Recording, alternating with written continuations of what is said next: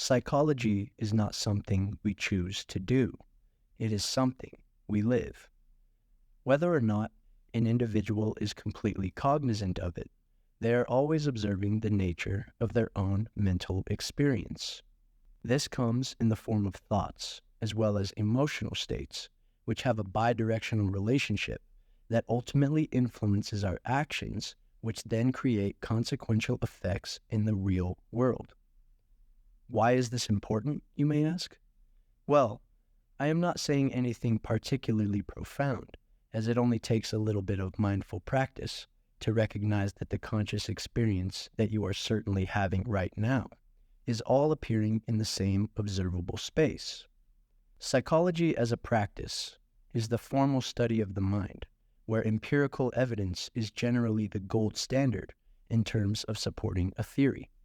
An alternative way to do psychology, however, is to recognize that a byproduct of being alive, and more specifically living as a human being with a so-called consciousness, is that you are always analyzing your own mind, whether you know it or not. Even now, as I am encouraging you to think about your own thinking, I am simply asking you to make the implicit explicit, or more simply put, make what is subtle obvious. This concept is hardly unique to my own at-bat at philosophy, where you can see me swinging for the fences in terms of having a deep revelation about the nature of reality, nor does it have to be necessarily loaded with implications for one's own understanding of the world as they currently perceive it. Comprehending what I am putting forward can be as satisfying as an aha moment when you've been making a genuine effort toward coming up with a solution to some minor problem in your life. On the other hand, entire systems of belief, traditionally those rooted in the Eastern Hemisphere, are designed around the utility and ultimate purpose of mindfulness practice. Examples of these ways of life, if you will, are Buddhism, Hinduism, and Taoism. This spectrum ranges from, oh cool, I didn't know that and I really don't care, all the way up to, this hypothesis put forward by scientist X regarding the neuroscience of meditation is worth dedicating my entire career to, where I will pursue a graduate degree, where I will also learn to practice academics professionally, and where eventually I hope to contribute to the scientific literature in a substantial way. If you haven't noticed, I tend much closer to the dedicate my existence to pushing forward the scientific literature side of the spectrum, although I obviously have moments of indifference, just like everyone else.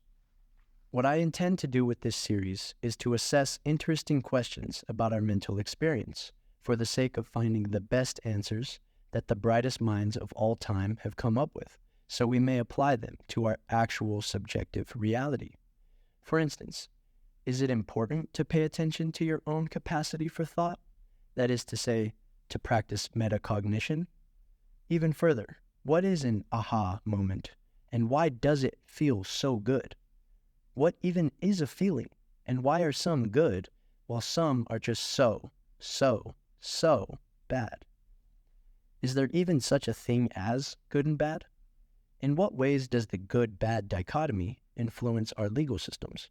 And maybe most importantly, how does the conception of these forces affect our societal structures at their very core? Not surprisingly, I've been accused of making things more complicated than they have to be, which admittedly is true under certain circumstances. I suppose it's not entirely practical to be discussing the existence of pharyngeal sacs in the human embryo, which indicates that our DNA was at one point readily prepared to instruct our cells to build gills instead of lungs, right before an important meeting that you will definitely be late to if the conversation is taken seriously. Whether I take a simple concept and elaborate on it in depth while another person sits through my explanation painfully, or if I luckily come across someone similar to me who can also get on about philosophy for many hours at a time, I've come to realize that this tendency toward complicating every concept possible says a lot about my personality and likely my unique neurobiology. Don't worry, you have a unique brain as well, but you also are not quite as special as you have been conditioned to think you are, which is a tough pill to swallow, trust me. Another one of these questions might be, why do some people love to talk so much, while others are reserved with nothing much to say at all.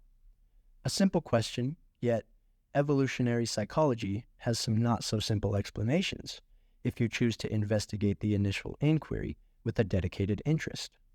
I am ecstatic to profess that this project is going to be a safe place for overcomplicating simple questions, and if you are interested in topics such as psychology, philosophy, history, religion, neuroscience, anthropology, and countless other related fields of study that fall within their respective categories, then you are in the right place.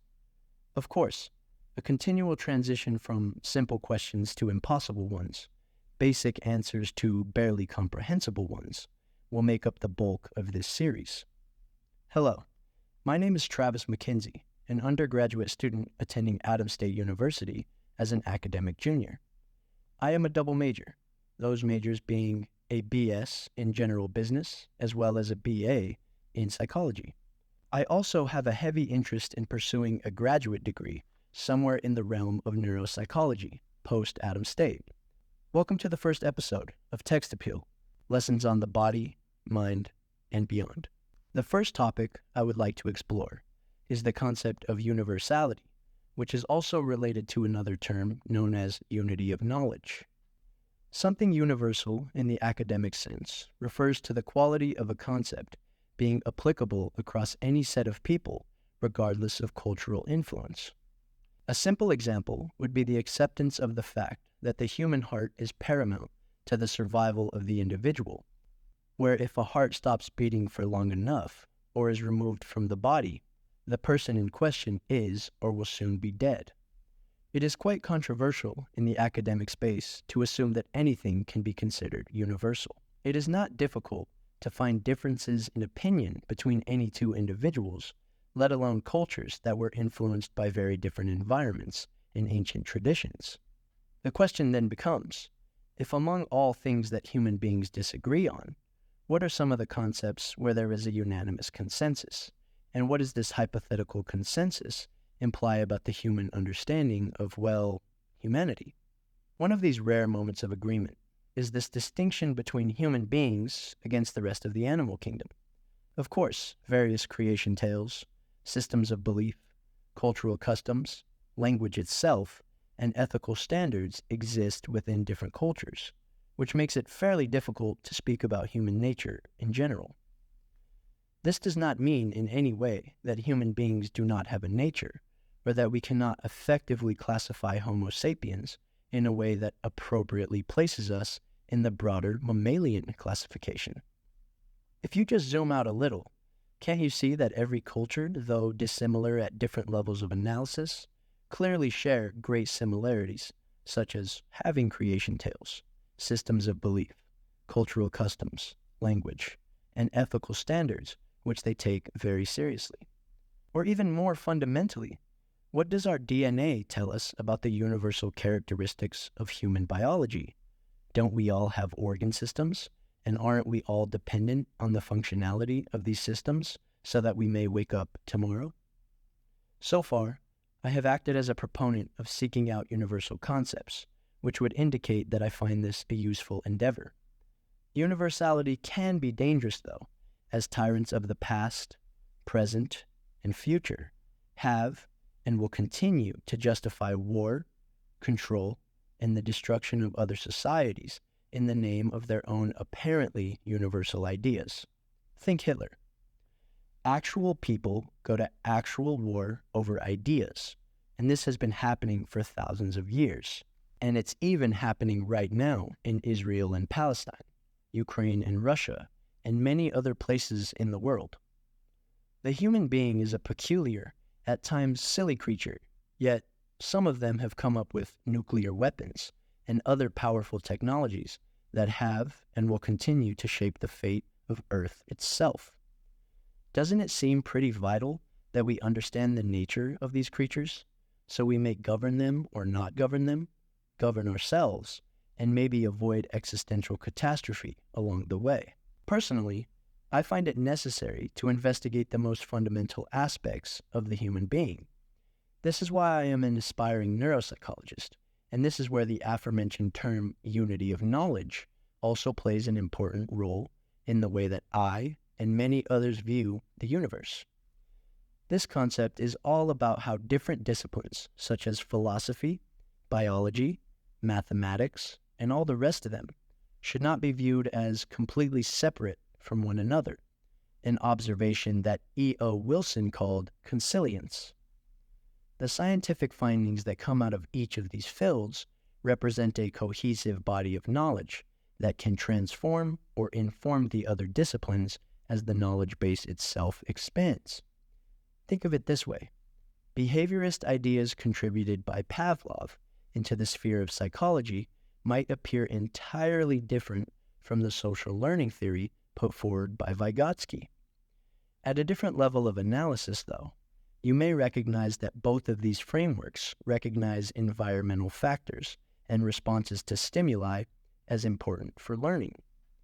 It's almost as if these scientists were looking at the same room, just from different vantage points, and the windows they peered through shaped their understanding of how people come to learn various behaviors in different ways. Now, as an undergraduate psychology student, my professors have explained how these different frameworks in psychology can be viewed as tools that address different issues, and Dr. Ellison would strongly argue that they both are nested in our broader understanding of evolutionary psychology. Once you scale up the relationship between subfields in psychology to the overarching field of evolutionary psych, you can surely think about every other discipline in the same way. It's as if ideas themselves branch out and transform into many different disciplines, where many individuals choose to spend lifetimes studying them. It would be terribly naive to assume that everyone should just get along and accept that this unity of knowledge or consilience is the end-all be-all of saving the human race or something like that. But it does appear to me that if we are ever going to address the most complex global challenges, a basic universal understanding of the human being is necessary, if not imperative. We do all have brains after all, or at least those of us with the ultimate privilege of being alive right now.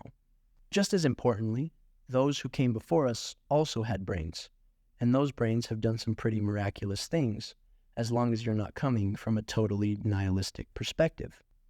This is not to say that there aren't reasons that many people become worshippers of the infinite void of meaningless nothingness. Never fear, however, as my youth comes with optimism, and I suppose only time will tell if any of it ever meant anything at all.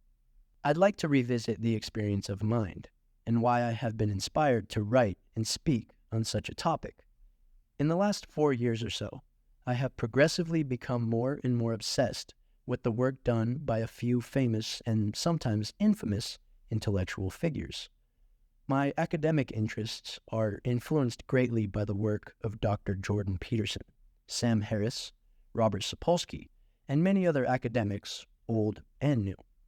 These men are all prominent figures in the contemporary academic space and have all published wildly successful books on psychology, philosophy, and biology, each of them having many roles in academia. I always had an interest in intellectual topics, but I quickly and painfully learned that any capacity for intellectual thinking I possessed was embarrassingly tiny in comparison to the stuff that the brains of so many others could come up with. This pain did not go to waste, though, as I sat down and listened to people who were much more knowledgeable than I. I admired their ridiculous intelligence on full display, as they spoke passionately about their life's work. Their understanding of the world seemed so out of reach. That is, until I stumbled upon a lecture series by Dr. Peterson that explored the psychological significance of the Bible. Long story short, I have listened to over an approximate 200 hours of this man's YouTube content alone. The amazing thing about this is that many of the lectures were filmed while he was teaching at the University of Toronto, where he taught a plethora of psychology courses, many of which I watched for free while also attending Adams State. His ability to articulate the concepts he was discussing captured me in an unbelievably profound way, and I highly recommend seeking out his work if you are interested in these sorts of things. Eventually, I branched out from Jordan Peterson and discovered many other public intellectuals, such as Steven Pinker, Jonathan Haidt, and most importantly, for me, Sam Harris. Sam Harris was the first person that made me doubt some of Peterson's worldview, and a radical shift in my own perspective of reality took place upon listening to and reading Harris. I will go into great detail about the many ideas these men push forward as authors, podcasters, professors, and social commentators. But the most important thing is to understand that these people I have never and may never meet are super influential in my personal life. Consider this. My deep dive into Peterson occurred after my first breakup, where I encountered the terrible feeling of heartbreak, and there is an obvious connection as I was actively seeking answers to the questions that a person with a damaged psyche looks for. Dr. Peterson acted as my own personal therapist through his video content and books, and I can only hope to thank him. I can similarly credit Sam Harris as a force for good in my life, as he aided me through some tough times with his meditation app, Waking Up, which has taught me how to practice metacognition in such a positive way that I simply encourage you to go and download the app right now, because you have to experience it for yourself. Nothing has made me consider the raw experience of the mind quite like Sam Harris. This is all to say that these guys are my Michael Jordan, LeBron, and Kobe Bryant in the academic sense, for all intents and purposes.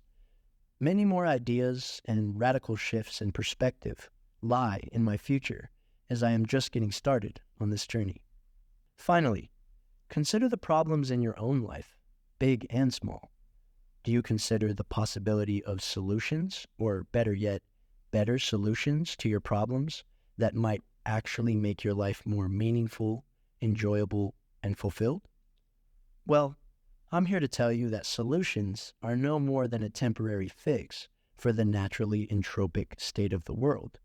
Yet, without the application of solutions, we will soon enough be swallowed by the ocean of problems that beset us individually, familially, and societally. The next episode of this project will be about the neuroscience of goals, emotions, and other commentary on why our parents were right in telling us to stay away from certain drugs. Thank you for listening to this project I have put together titled Text Appeal, Lessons on the Body, Mind, and Beyond.